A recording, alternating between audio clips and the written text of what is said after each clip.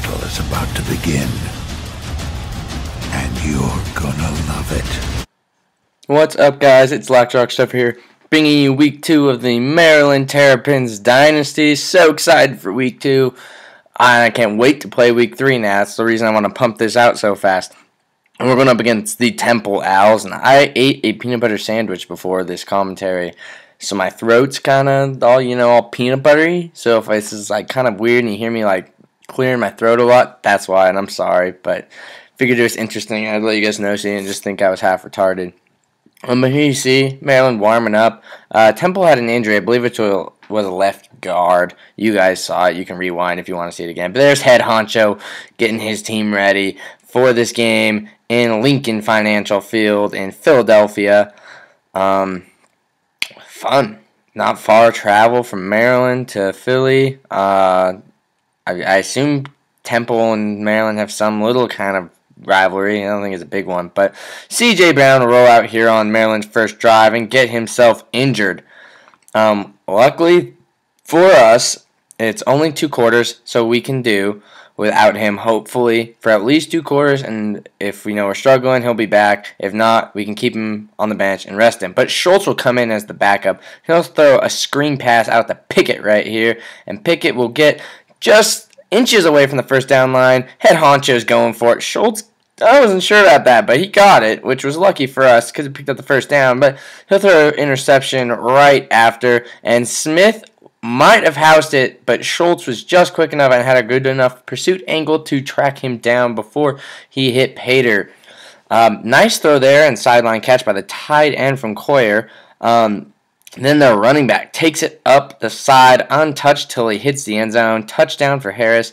And the Maryland would go 3 and out and give the ball right back to Temple. And Harris picks up right where he left off there with that big catch. But then on 3rd and 13, he throws a ill-advised pass. Should have been intercepted, but it wasn't. Maryland knocked it down. But Schultz would throw an interception of his own as Temple now has forced 2 turnovers on the Maryland Terrapins, both coming at the arm of the backup quarterback Schultz, who's replacing injured C.J. Brown with a strained abdominal for 2 quarters. And Temple trying to put a 2-possession lead up on the board, and they will. Touchdown Owls, and they got the home crowd here at Lincoln Financial happy with their 14-0 jump on the ACC Maryland Terrapins. But then Ross will get a big carry here, and Maryland starting to make some noise of their own. 3rd and 5, Schultz trying to convert. He'll find Boykins. I love saying Boykins' name. It's just so cool. And there you see the defense on the sideline loving it, as they know now it's back to a 7-point game, and some times come off the clock. As you can see, 2 minutes and 26 seconds, 12 plays. So the defense is nice and rested up here, and they are going to try and force a Temple stop, and so their offense can go back on the field and tie it. And on 2nd and 10, they get a nice swat there, bringing up 3rd and 10, and Francis just avoids the sack, throws it on the screen, and the defense will get their stop. McDougal decides not to take it as Stephen Diggs is actually hurt. So the backup punt returner's in, and they'll pin him deep, but with just a few seconds left in the first half, second quarter, Ross gets a huge carry as time expires to tie it up. A 73-yard rush by Ross. Huge. So we'll take it to Reese Davis here at halftime, and Ohio State is up 10-7. They'll end up going on to win it, as I saw in a later studio update I didn't include. And then Pittsburgh beat Cincinnati. As you can see, the running game for Temple is what Maryland needs to make some adjustments towards, as they are doing all right on stopping the pass. And C.J. Brown should be back here soon. So luckily for us, we hopefully won't have any more interceptions now that Schultz is back on the bench, because he hasn't had a lot of runs with the ones, and so he struggled here, and they almost get a fumble there as the defense knocks out of the running back's hands, but they will bounce back on it. 3rd and 13, an ill-advised throw. Johnson almost comes up with the pick, but they don't, and Maryland comes out, and they make a stop on their first drive. C.J. Brown coming back out onto the field, and he'll hand off to Pickett, just keep it safe, keep him kind of reserved, but it ends up being a huge carry by Pickett, and then Brown gets a little trigger happy here, and he'll throw a pick to Adwola, Sorry, Temple fans, if I mispronounced him.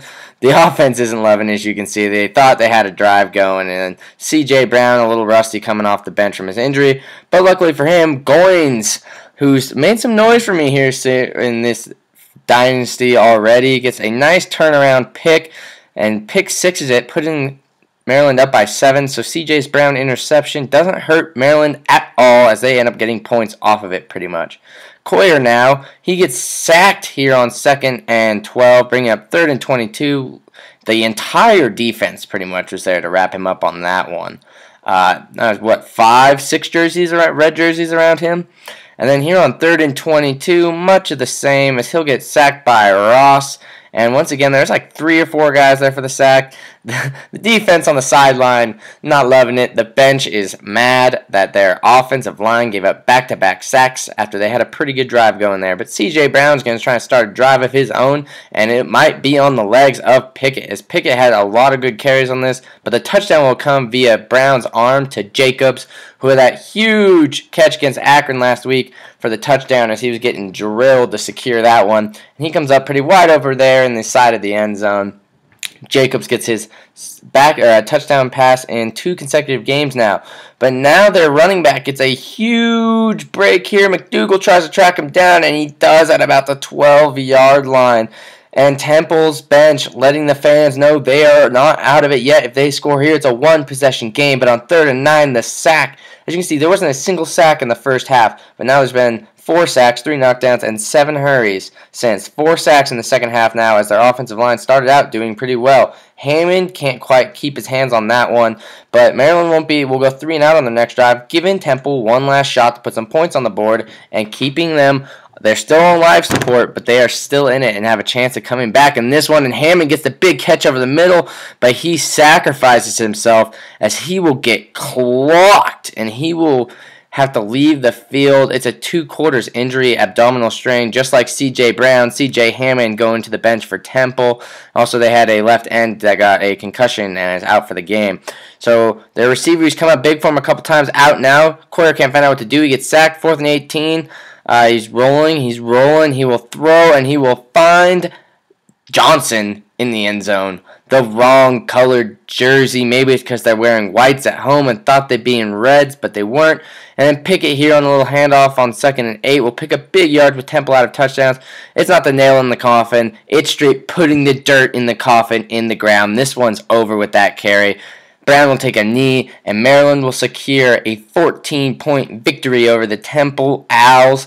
And they're off to a 2-0 start. Head honcho and his Terrapins loving it, as they are already only 4 games away now from bowl eligibility, as we're going to be in conference play here shortly. They had 2 nice games. Could have been a little bit better. They're against opponents that you expect to be a little bit less of them, as this Under Armour showdown showed out to be pretty good, but Maryland did come up on top of it. But they should have beat both these teams in Akron and Temple by a lot more than they did.